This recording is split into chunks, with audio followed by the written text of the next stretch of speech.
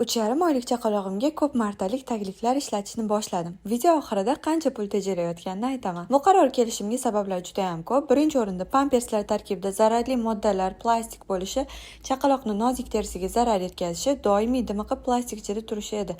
Va ba'zi pamperslarda hattoki butun umr tanada va atrof muhitda qolib ketadigan gormonlarni buzib yuborishga ham sababchi bo'lishi mumkin bo'lgan moddalar bo'ladi. Yaxshilab tarkibini tekshirmaguncha bila olmaysiz. Bir dona ishlatgan pampersimiz 500 yil davomida chirimasdan atrof muhitga zarar yetkazib turadi. Biz esa kuniga 8-10 talab ishlatamiz. Uyimizdan har kuni shuncha chiqindi chiqardi. Internetdan 6 dona ko'p martalik taglik buyurtma qildim. Sifati juda ham yoqdi. Tabiiy bambukdan ekan, yumshoqqina. Bir marta sotib olib qo'ysangiz 2 yilga bemalol yetadi. Hadeb pampers olaverishga majbur bo'lmaysiz. Kechasiga esa bir martalik pampers taqaman. Kuniga kamida 7 ta sifatli pampers ishlatamiz deb hisoblasak, 2 yil davomida taxminan $3000 pul tejab qolar ekanmiz. Asosiysi tejalgan pul emas, bolamga va atrof muhitga zarar yetkazmaslik. Aytingchi, siz qanday pampersni tanlagan bo'lardingiz? Ko'p martalik yoki bir martalik?